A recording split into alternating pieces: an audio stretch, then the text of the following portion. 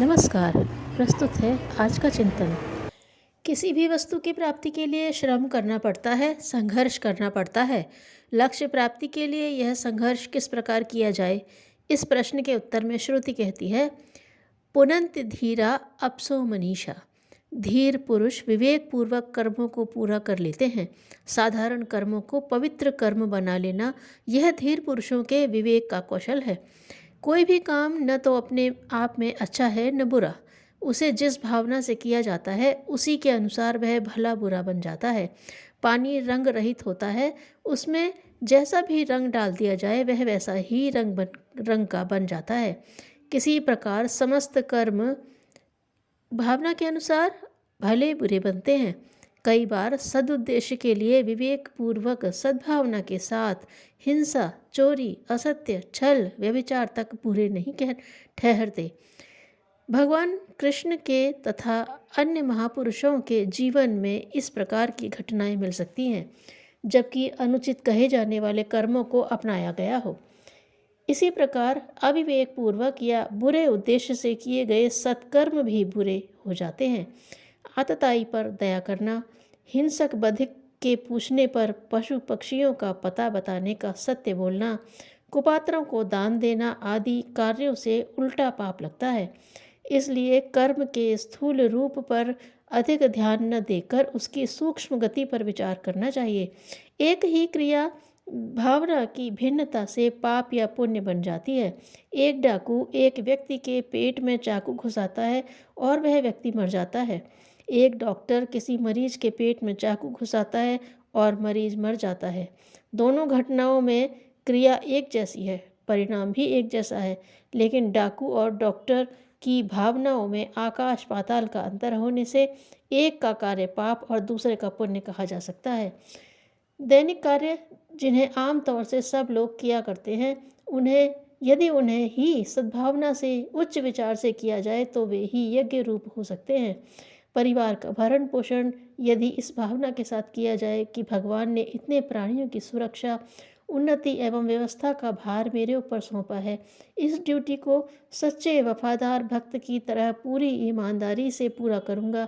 परिवार के किसी व्यक्ति को अपनी संपत्ति न समझूंगा, बदले की कोई आशा न रखूंगा, तो इसी उच्च भावना के कारण वह कुटुंब पालन उतना ही पुण्य फलदायक बन जाता है जितना कि उतने ब्राह्मणों को नित्य भोजन कराना, उतने अनाथों का पालन पोषण करना, उतने निराश्रितों की सेवा करना, उतने अशिक्षितों को शिक्षित बनाना। चूँकि प्राणी भगवान की चलती फिरती प्रतिमा है, इसलिए इतने प्राणियों की सेवा व्यवस्था देव मंदिर में भगवान की पूजा करने से किसी प्रकार कम महत्व की नहीं होती।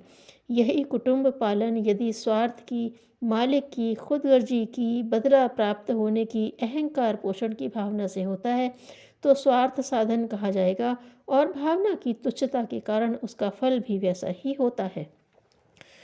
व्यापार, कृषि, शिल्प, युद्ध, उपदेश आदि कार्यों को यदि यह सोचकर किया जाए कि इन कार्यों से संसार की सुख शांति में वृद्धि हो, सात्विकता बढ़े, मेरे कार्य नर नारायण को प्रसन्न करने वाले और संतोष देने वाले हों, तो इन भावनाओं के कारण ही वह साधारण कार्य पुण्यमय यज्ञ रूप बन जाते हैं।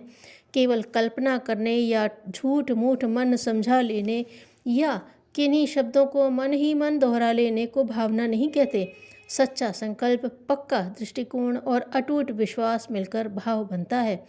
उस भाव से किए हुए कार्य उच्च, अच्छे, लाभदायक, सुदृढ़ एवं सात्विक होते हैं।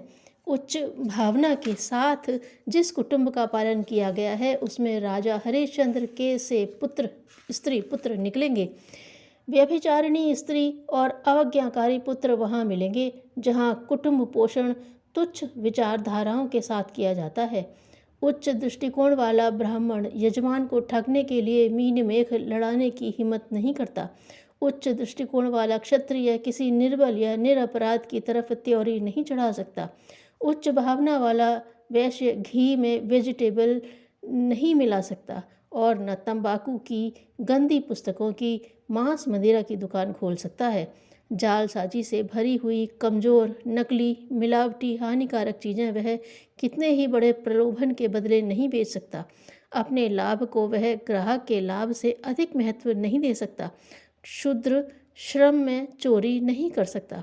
हराम का पैसा उसे विष के समान कड़वा लगता है। खरी मजूरी देने में दूसरे लोग ढील करें, इसे तो वह किसी प्रकार सहन कर सकता है, पर काम में ढील देकर वह अपनी आत्मा को कलंकित नहीं कर सकता।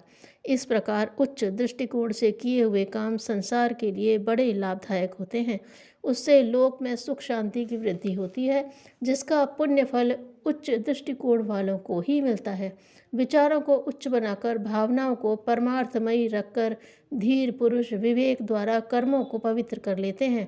ऐसे पुरुषों के विचार और कार्य तो महान होते ही हैं, साथ ही वे सुखी, उत्तम बुद्धि वाले, ब्रह्मपरायण व्यक्ति वाणी से भी दिव्य कामना युक्त उच्चारण करते हैं।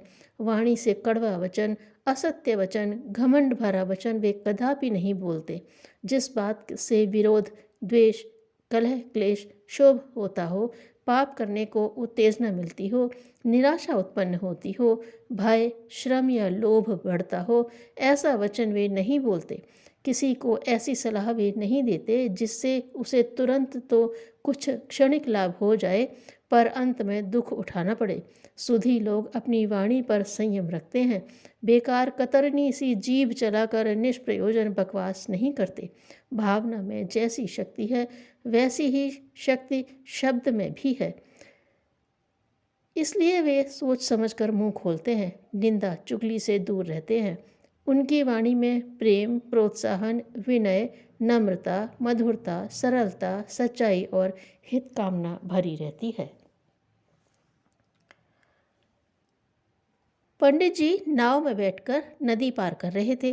रास्ते में माझी के साथ वार्तालाप चल पड़ा। पंडित जी ने पूछा, भाई तुम गणित पढ़े हो? उसने ना कह दिया। फिर वे भाषा, भूगोल, व्याकरण, इतिहास आदि के संबंध में पूछने लगे। हर बार उसने ना का सिर हिला दिया। वह कुछ भी पढ़ा लिखा नहीं था। पंडित जी ने कहा, तो तुम्हारी जिंदगी व्यर्थ ही चली गई। बिना पढ़े तो पशु होते हैं। माझी चुप हो गया। थोड़ी देर में तेज हवा चली, भयानक आंधी आई और नाव डगमगाने लगी। डूबने का खतरा देखकर माझी ने पंडित जी से पूछा, आपको तैरना आता है क्या? अब की बार इनका सिर हिला तो माझी ने कहा, तब आपकी जिंदगी पूरी हो चली, मेरी तो व्यर्थ ही हो गई थी। मस्तिष्कीय ज्ञान से व्यवहारिक ज्ञान की महिमा कम नहीं है। धन मनुष्य को इतना अंधा कर देता है कि वह संसार के सभी कर्तव्यों से गिर जाता है। धन्यवाद।